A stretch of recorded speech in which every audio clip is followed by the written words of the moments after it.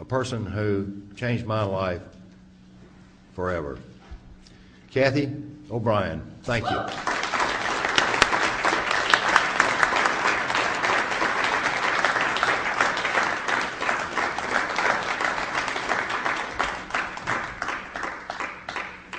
I'd like to thank you for coming out here this evening to arm yourselves with comprehensive understanding of mind control, because knowledge is our only defense against mind control. Knowledge is our only defense against it, which is exactly why it's being suppressed under the 1947 National Security Act. There's a small handful of criminals that are in control of our government and in control of our country, that are in control of our information, and they're suppressing pertinent facts such as mind control and hiding under the National Security Act. That's national security that's threatening the security of our nation when it allows for crimes against humanity like tortures to continue, when it allows for mass mind control mechanisms to go into place through social engineering that keeps us all warring with each other and not really understanding exactly what it is that's going on in our world. We all formulate our thoughts, our opinions, and ultimately our actions based on what we know. And when our knowledge base is altered, we're left to superstition, conjecture, and ultimately fear.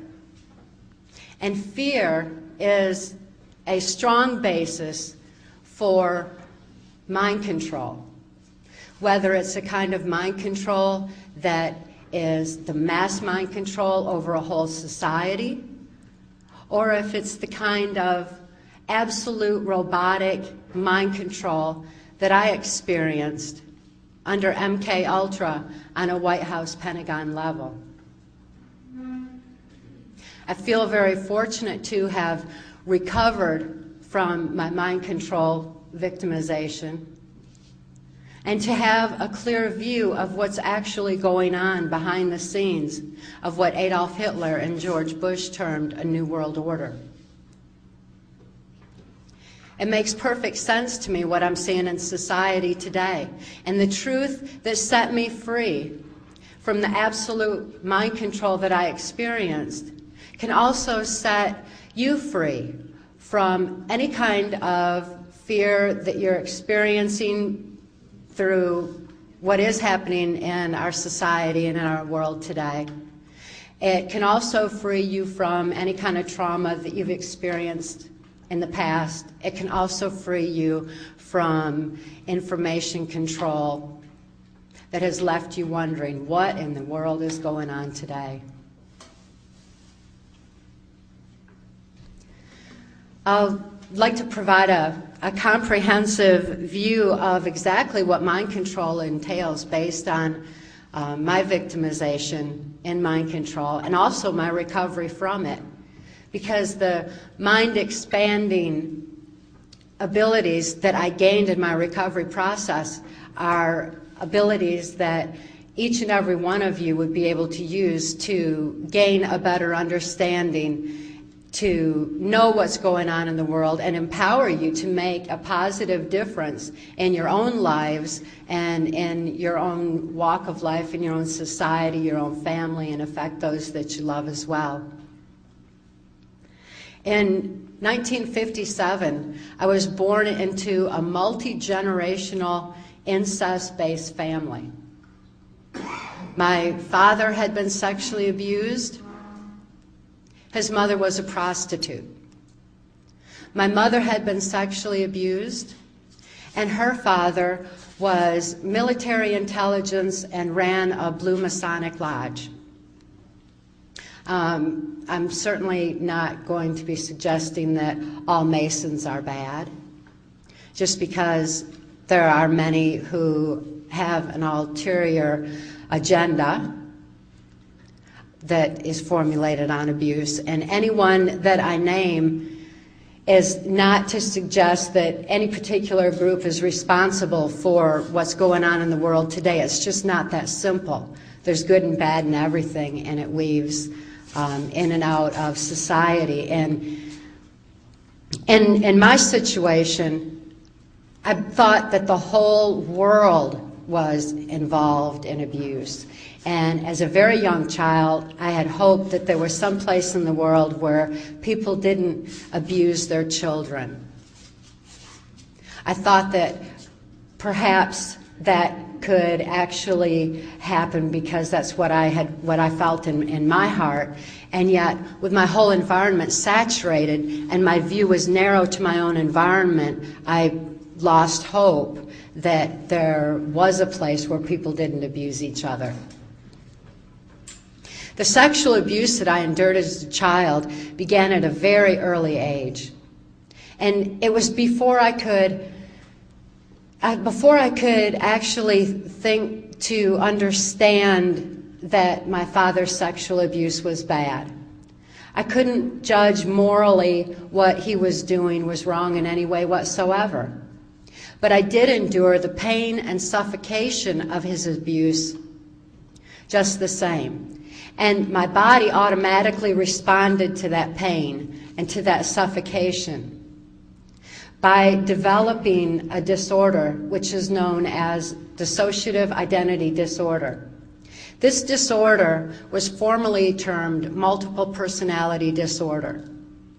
And the International Society for the Study of Dissociation has finally come out with better information on how to recover from trauma and have redefined the disorder as dissociative identity disorder, because multiple personality disorder is a misnomer. I didn't develop multiple personalities. I had one personality that was just totally shattered from the abuse. When trauma occurs that is too horrible to comprehend, the mind compartmentalizes that abuse. So by compartmentalizing off that abuse, the rest of the mind can function normally as though nothing had happened. This is now professionally defined, this disorder is, as the mind's sane defense to trauma too horrible to comprehend. It's not something that as a very, very young child I thought to develop and used as a psychological protective mechanism. Instead, it's what my brain automatically did in order to deal with the extensive abuse that I was experiencing. My father may not have been aware of the effects on my brain that his abuse was causing. Not until much later, when his sexual abuse used expanded into child pornography. He was supplementing the family income with proceeds from child pornography he was making of me, and this child pornography was being sold through the local Michigan Mafia child pornography ring.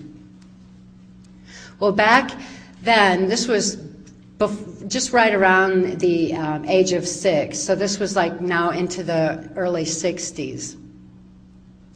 And a local politician was actually sanctioning this child pornography ring in order to target children like myself for MKULTRA mind control.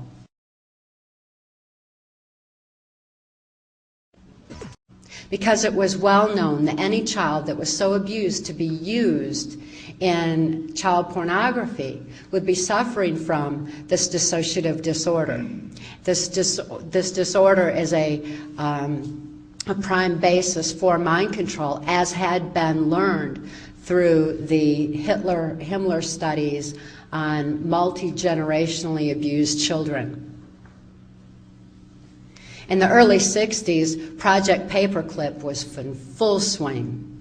The Nazi and fascist scientists had been imported into the United States, were put into key positions, and information was gleaned from them on what Adolf Hitler was using as mind control in Nazi Germany.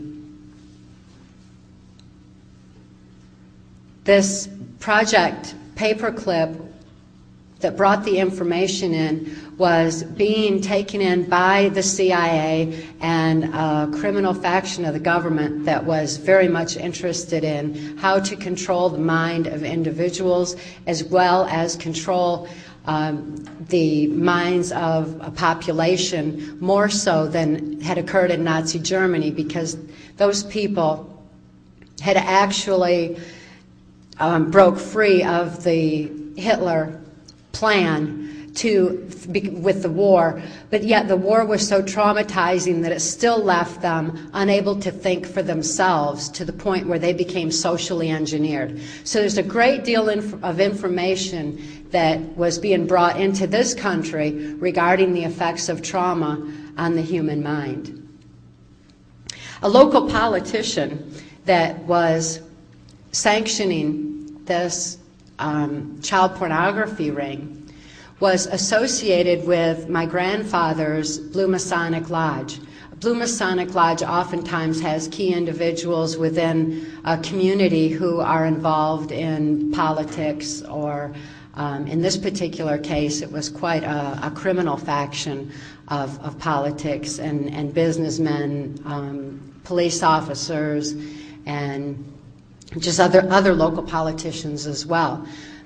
When this one particular politician came to my father and told him he could receive immunity from prosecution if he would sell me into MKULTRA mind control, my father was thrilled.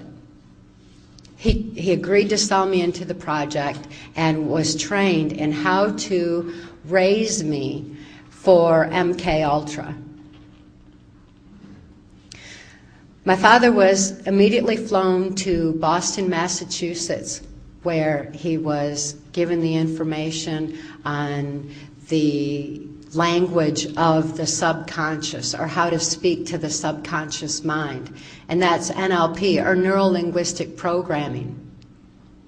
Because by that time, the abuse was extensive to the point where when extreme trauma occurs in certain situations, such as like when a person is in an automobile accident, you may have heard stories where they had a near-death experience and it was as though their spirit were above everything and looking down on the event from a high-up position. It's as though the spirit takes flight from the body in order to escape the pain, and there's like an overview of it.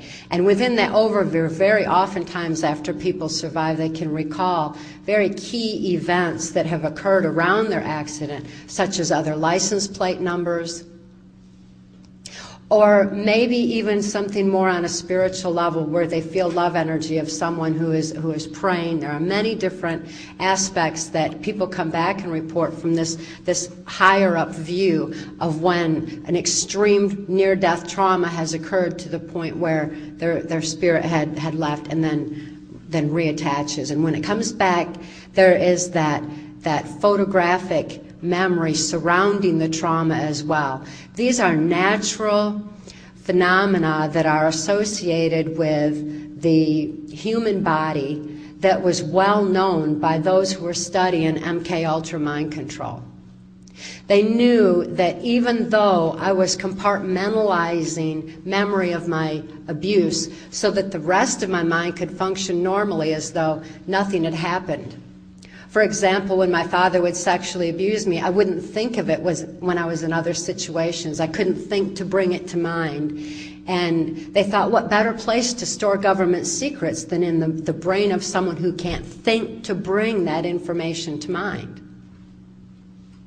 And yet at the same time, because of the extreme trauma that was going on, my brain was also photographically recording events surrounding that trauma. So within that compartment of my brain was also a photographic memory. And the government was very much interested in that aspect of the phenomena of the effects of trauma on the human mind. They were also interested in what Mark has mentioned about when a person develops 44 times visual acuity. and I developed that as well. It's as though a person gets eyes in the back of their head. You know, my eyes were wide open. You could see whites all the way around my eyes, just so traumatized, and it's though I was looking to see the trauma before it came again, before it happened again. And it's kind of like developing eyes in the back of the head. The senses become extremely super heightened, like the way perhaps a blind person would develop better hearing. And since I was not able to consciously comprehend what was happening to me, my senses were increasing dramatically. My hearing was very acute as well. And I could hear things that were going on in the next room because the hearing is heightened to that extent. It's a defense mechanism that automatically goes on in the brain when trauma is occurring. Additionally, this kind of sensing goes into an area that gives like a psychic perception. And I hesitate to use the word psychic because it's been misused in many, many ways. But nevertheless, the hearing is so acute, and the visual is so acute, and the senses are so heightened that there becomes a stronger knowing. And the government did numerous studies into the psychic abilities of people who were also abused. These all were adding up into reasons why there was a faction of our government that was looking into what the Hitler-Himmler studies had revealed. Additionally, when a person compartmentalizes memory, after so many compartments develop, there's no continuity of thought. There's no memory of what happened before. So when a person's out and around and they don't think to bring to mind the abuse, they don't know what time has passed. So after a while, there's no comprehension of time. There's no ability to consciously comprehend what's going on, and there's no continuity of thought. Without this kind of a conscious awareness, it leaves the subconscious mind open to be led. A person becomes highly suggestible. Any person who's experienced sexual abuse, especially prior to the age of 5, or physical abuse, or even psychological abuse prior to the age of 5, would develop this kind of a heightened suggestibility. It's well known that when trauma occurs, people become highly suggestible. When traumas occur in our society, such as what happened 9/11,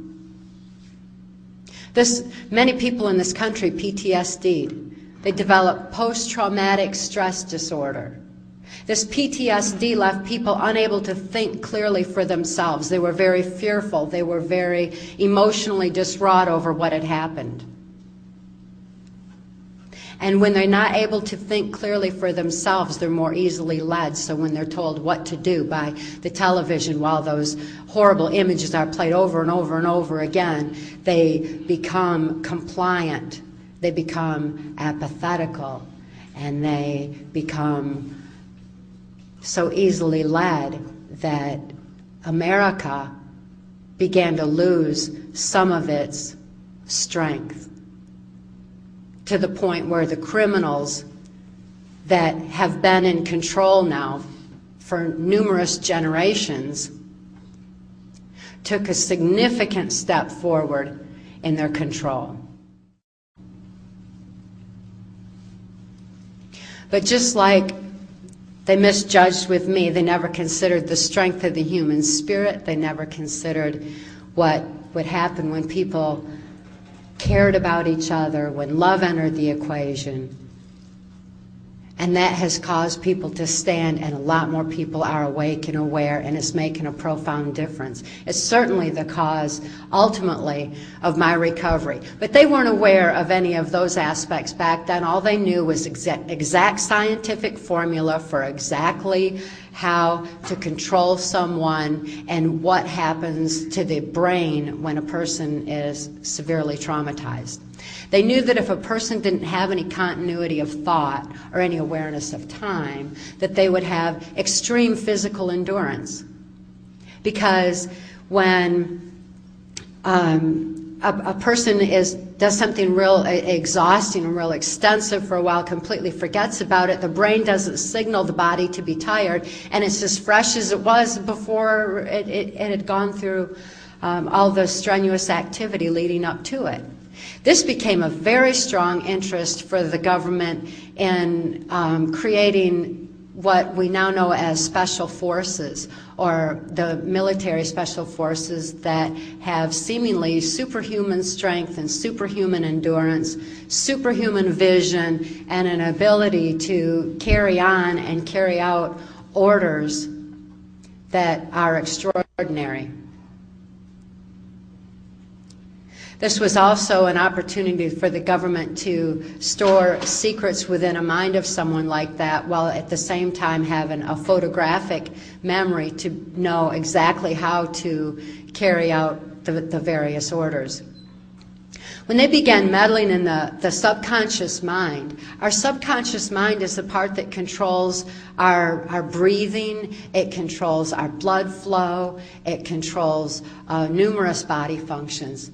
And because of that, a person could actually take a bullet and not bleed, not recognize or acknowledge the pain, have it compartmentalized and go on as though nothing had happened. And by not acknowledging it, the pain doesn't slow them down, the endurance continues, the bleeding is stopped, and they're able to continue to do whatever it is they're programmed to carry out.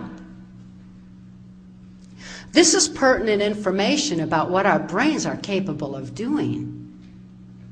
Just because the criminals that are in control of our country right now and in control of our information, who have suppressed these pertinent facts from the American Psychiatric and Psychological Associations and from the mental health community as a whole, but most of all, they've suppressed this information from you and I because we have a right to this information. We have a right to know that our brain is capable of these kind of functions, because if someone can reach in and control the subconscious mind using the language of the subconscious and trauma, what can we do with the realization that we have that capacity within our own brains? And have it spirit-driven and driven by our own choices, driven by love, driven by compassion. It makes a powerful difference in our own ability to heal ourselves when we can regulate our own blood flow, when we can regulate our own breathing. And if we can affect those kinds of aspects of our body, we can also regulate other aspects of healing that are essential to our own living, especially these days, because more and more we're seeing where our medical system is significantly eroded for financial reasons, by insurance, by doctors who are controlled by the drug companies. And also because we're so financially devastated, it's very difficult to be able to just simply afford medical treatment. So to know that we have these capacities in our brain is essential today, now more than ever. And it's really a very positive aspect of learning about mind control, about learning how our brains can actually function. But back in the early 60s, when I was growing up, and the government was looking into these mind control abilities, and my father was flown to Boston because the Catholics had also long since learned the effects of trauma on the human mind through the Spanish Inquisition, through the Crusades. They knew how the mind responds to significant trauma. Combining the Hitler-Himmler research with what the Catholics had learned and taking it into a new level with through the CIA, and through the technological advancements that were beginning to come forth in society. We had television then, which was having a strong impact on people and gave them an ability to implement mass mind control far stronger than Adolf Hitler ever could do. And also through the music, because music was coming on so strong then, and it was learned how harmonics affect the brain function as well. It's like when you hear a specific song, and you can remember something that had happened the first time you ever heard that song. I've heard people say that quite often. Well, I remember what happened. Remember when we were in the car and the song came on, and remember how we fell in love to that song. I mean, people remember certain events with music because the harmonic vibration that affects the neuron pathways of the brain and allows for the song lyrics to go in deeper. So harmonics were coming on real strong as well. My father's role, since he was only, he only had a 6th grade education, and he earned his living as a worm digger up to that point, and was supplementing the family income with child pornography. He wasn't extremely bright, and yet he had enough intelligence to be able to understand what they were telling him about the way the subconscious mind responds and reacts. Plus, all he had to do was carry out specific orders to make sure that I was in certain places at certain times according to the government specifications. The local politician that had approached my father on selling me into MKULTRA mind control was Gerald Ford. This is the same Gerald Ford who went on to become the unelected President of the United States. Gerald Ford's political career escalated significantly, and since I was in MKULTRA mind control predominantly under Ford back in those days, then my victimization rose proportionately until I was used on a White House Pentagon level during the Reagan-Bush administration. But nevertheless, Gerald Ford was very much instrumental in bringing mind control not only on an individual basis, but also on a mass mind control level as well, particularly by the time he was in office of president. Consider that Gerald Ford's presidential cabinet included George Bush as head of the CIA, Donald Rumsfeld as Secretary of Defense, Dick Cheney as Secretary of State, Jack Valenti as his press secretary. Of course, many of you know Jack Valenti is head of the Motion Picture Association of America. And he, along with a small handful of corporate. So Jack Valenti's influence was also very strong back in the Ford administration. I name these names so that you can understand who these people are, because they're the same ones over and over and over again. And people have forgotten to connect the dots to realize who these people are. When we get new people in office, consider, where did they come from? Who are they? What did they do? Our new Attorney General was an attorney for Enron. Our new head of the CIA has said that no one is allowed, he has mandated already that no one is allowed to say anything against this administration, the Bush administration that's in right now, or to go against their orders. The new Attorney General, the first thing he did was denounce the Geneva Convention, believing that in these times we should allow for torture. It's not like they haven't all along, it's just they used to do it more secretly before it came out recently.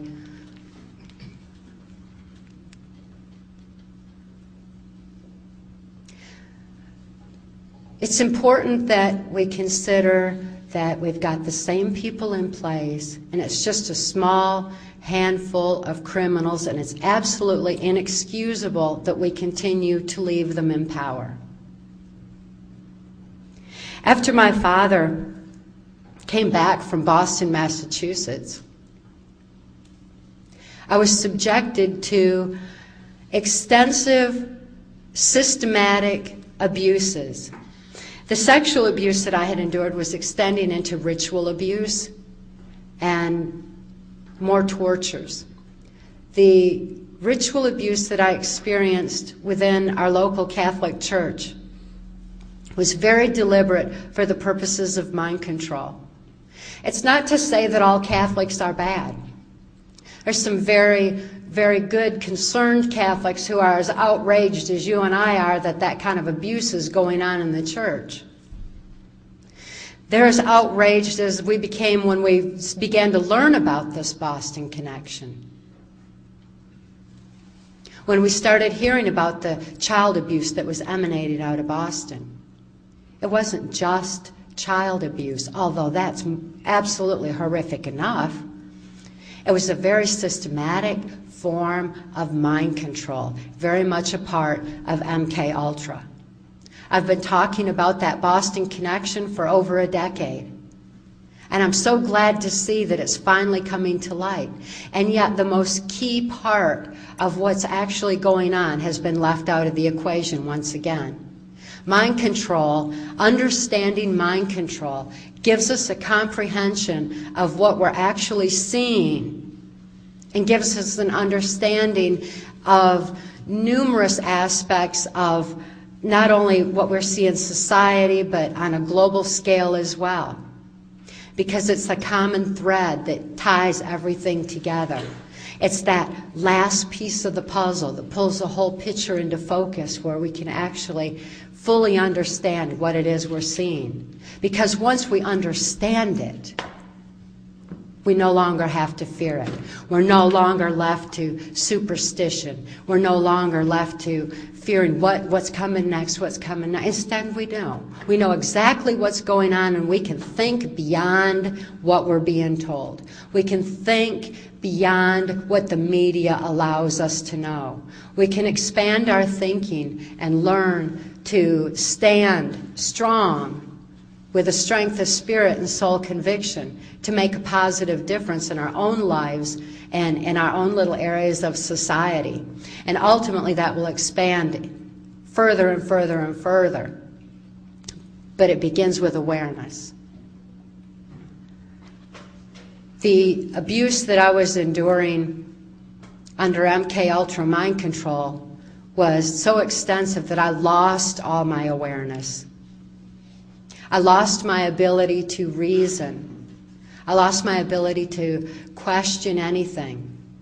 More and more, I could only do exactly what I was told to do with no ability to hope anymore, that there was some place.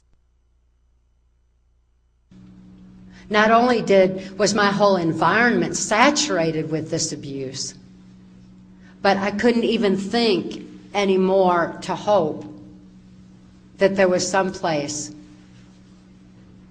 where people were kind. I began losing my ability to think from about the age of 6 on, and it was quite an extensive progression over the next several years. This included going to the governor's mansion in Mackinac Island, Michigan.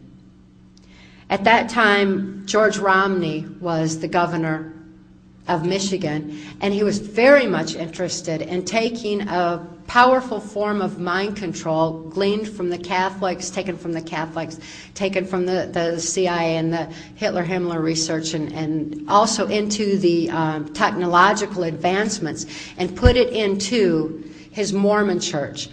George Romney was very active and very high up in the Mormon church, and they could foresee that as a strong opportunity for being able to lead people in a religious way. People are easily led by a religion because they do want to do what God tells them to do, but the religion that they're being taught is outside themselves, when in fact that spirituality and relationship with God is within. And yet religion can pull people down a path outside themselves where they're more easily led and controlled, particularly when systematic abuses are going on and MKUltra mind control and technological advances are being used as strong as they were in the Mormon church. That's not to say all Mormons are bad. There's quite a few Mormons who are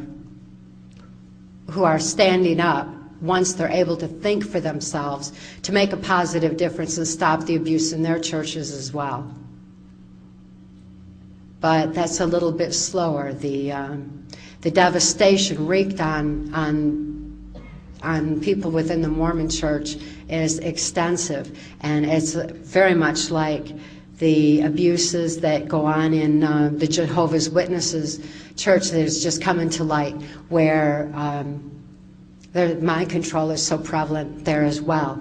And every time where the mind control is prevalent, there's always abuse, and it's usually sexual abuse of the children.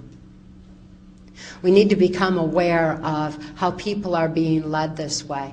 When we have politics that have no separation of church and state, it allows for them to dictate or to provide the information through the churches on a political agenda as well. And it's a very dangerous and a very powerful combination, yet nevertheless is all moving towards the same goal of a mind control of the masses.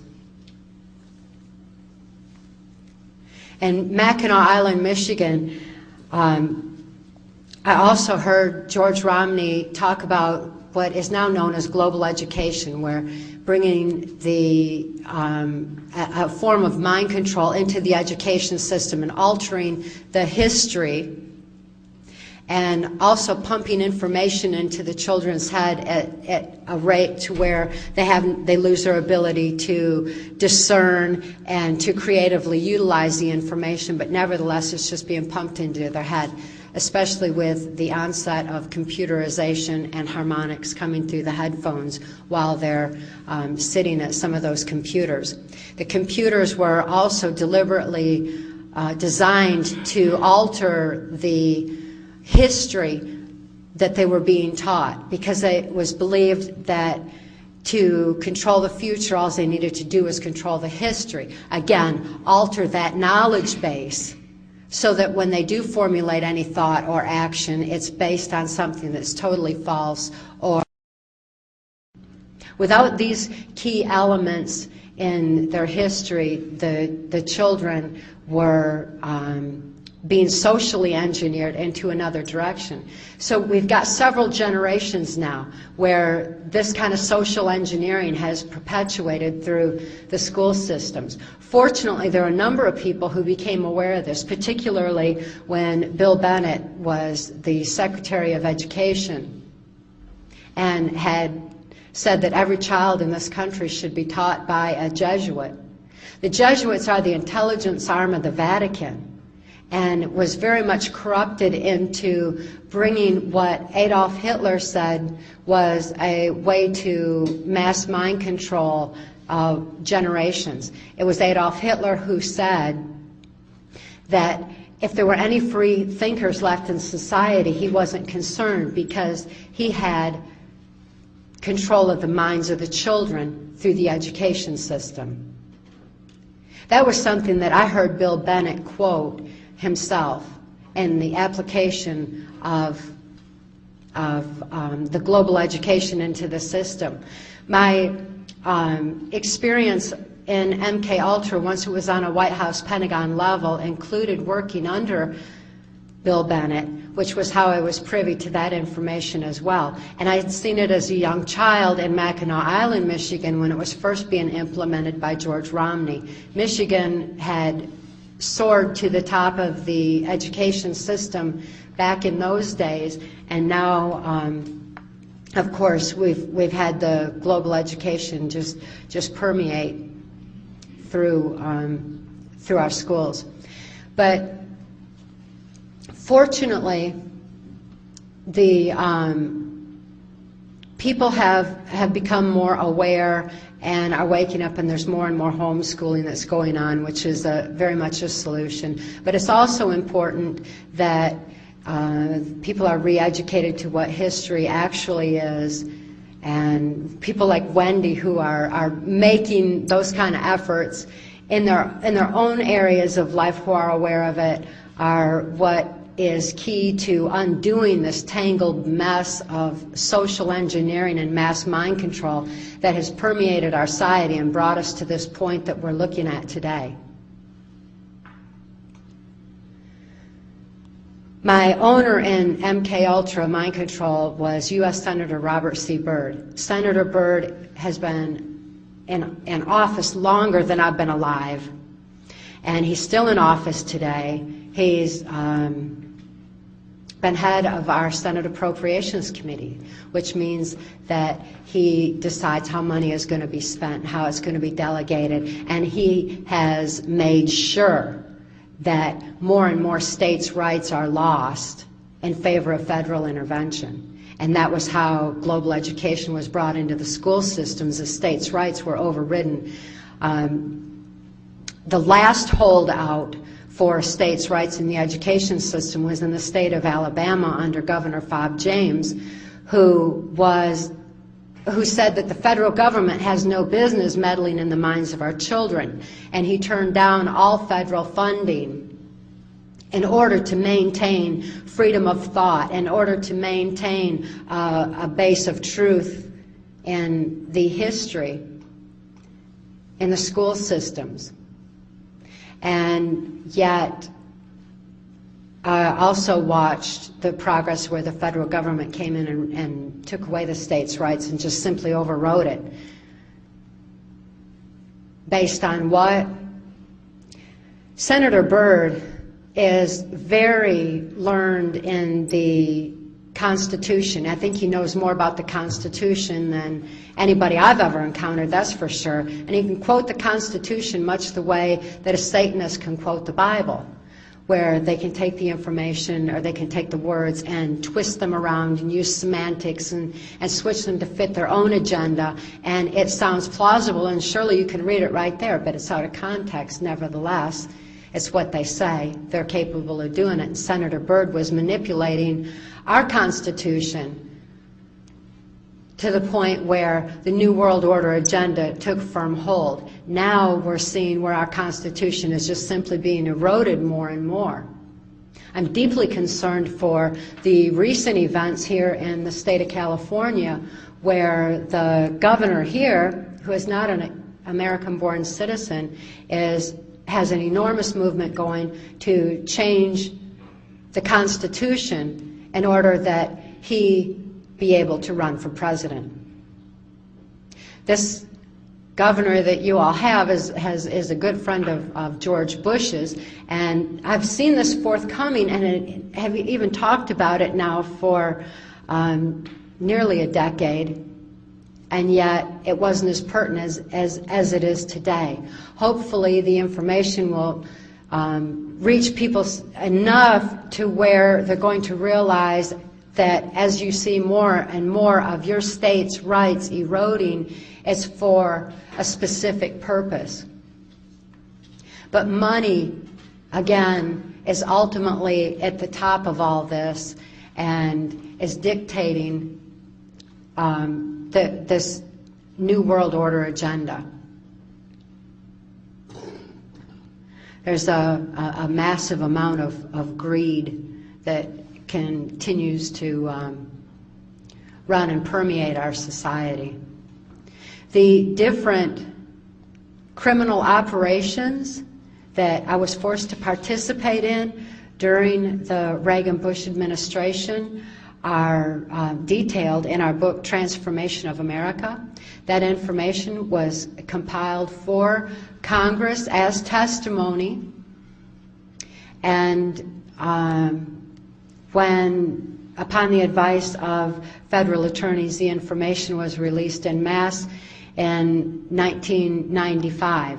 There's a number of, particularly then, there were a number of people in Congress who know how essential it is that good people have a knowledge base of truth and wake up and see what is going on in our country, to begin to realize how this transformation of America was taking hold far more so than it ever did in Nazi Germany. Mark and I just returned from Europe, and like he was saying, we spoke in Germany, and that was quite an experience. And to see so many people who have been affected by mind control directly, who have seen it in their own families, who are acutely aware of what social engineering is in society. They know what's happening in the United States. What social engineering is in society. They know what's happening in the United States. They've been talking about it for years that I'm aware of, particularly on the education aspect, because it was exactly what Hitler had implemented, and they were recognizing it. They were also recognizing the erosion of our medical system and how we were becoming more and more financially dependent in this state, and losing more and more of our individual rights to information control. But the compassion of people, not only in Germany, but all over the world, where Mark and I have been speaking out, is very encouraging. To go outside this country, it's like a whole new world. I mean, it's such a privilege to see that people are awake and aware. They know what mind control is. They know that mind control has a firm grip on America right now, that there is a criminal faction in control of our government that is seeking to control the world. And it's inexcusable that we continue to follow leaders that we didn't elect. We know that these people that are in place right now weren't elected. They keep taking the elections. Consider that the electronic voting machines were manufactured by a key corporation that's one of the, among the very, very few that are actually controlling the media.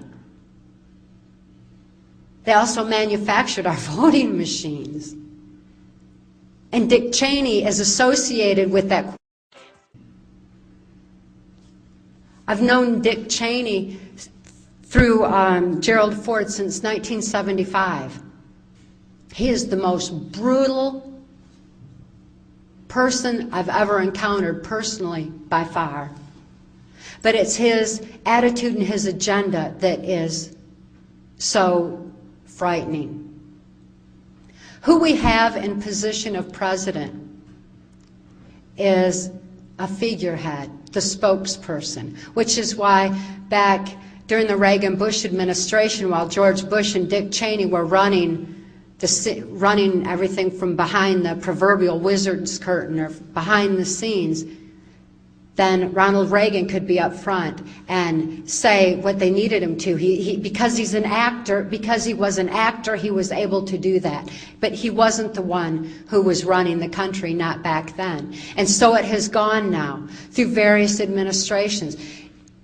With Bill Clinton, for example, which was, I've known Bill Clinton since 1979 when he was governor of Arkansas, and I knew him through some CIA black ops that were involved in the CIA cocaine operations going through Mena, Arkansas.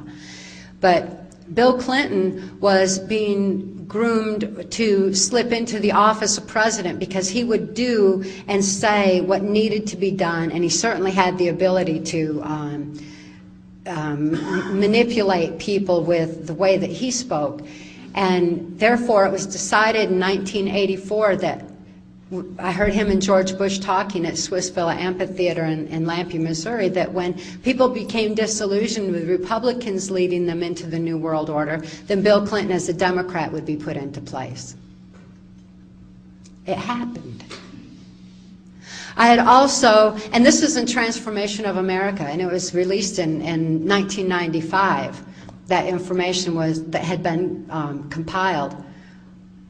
Was aware of this for so many years, and also that George Bush Jr. was going to be put into the office of president, not as someone who could think for himself, but as someone who would do exactly what he was told to do.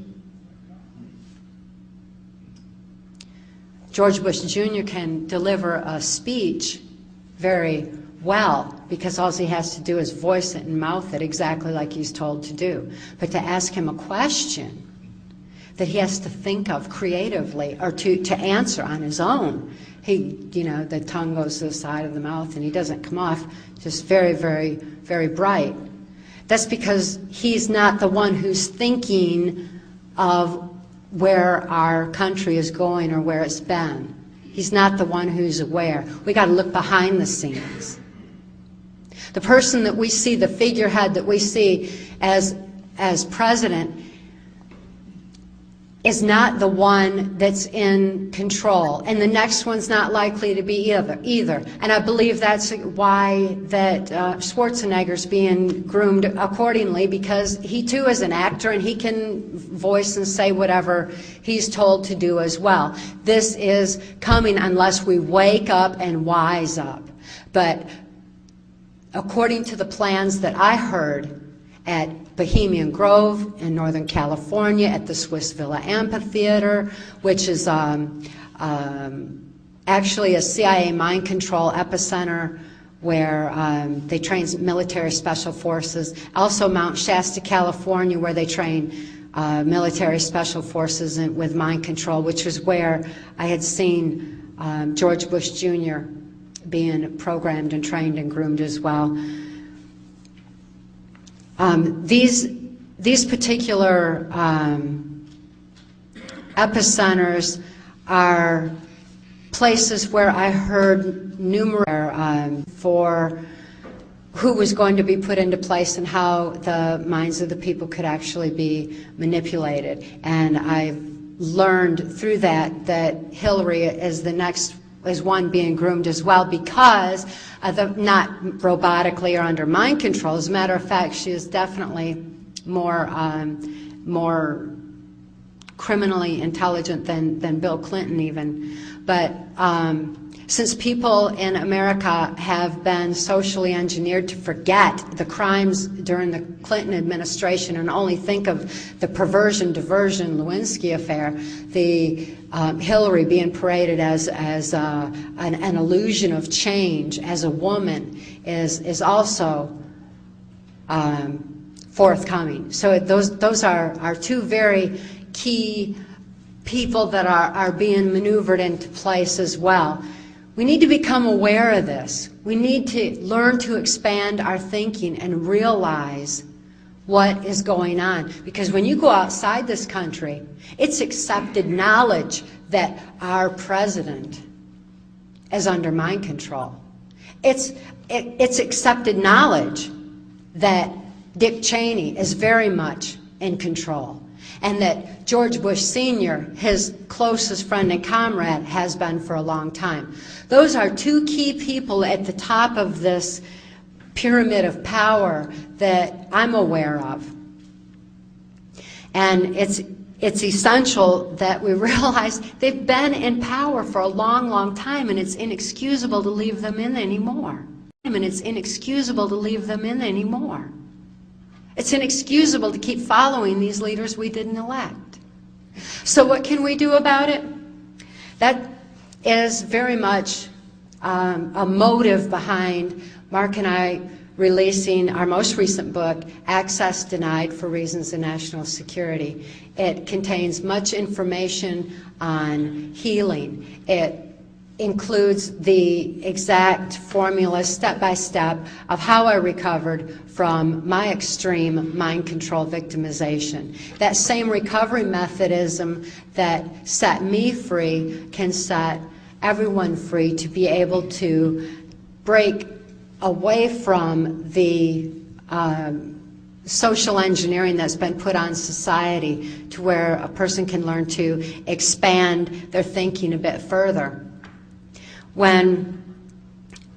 After Mark rescued my daughter and I in 1988, and he gave me a formula for deprogramming that I was able to use to deprogram myself. The first thing he did was strap a watch to my wrist and tell me to watch my watch, because I needed to have an awareness of time. With an awareness of time came a conscious awareness, or an ability to begin to monitor my own actions. With awareness came responsibility to follow my own will. But I know from personal experience that without free thought, there's no free will. And without free will, there's no soul expression. Just like I mentioned how my spirit had taken flight to that safe, loving place that was just so removed while my body was tortured to carry out the will of others.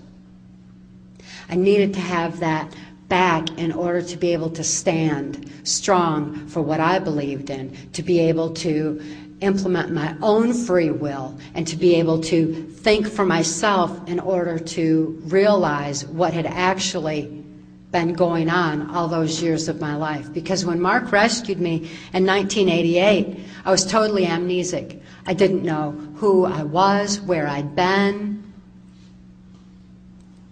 I didn't know how old I was, what year it was, until I began remembering what had happened.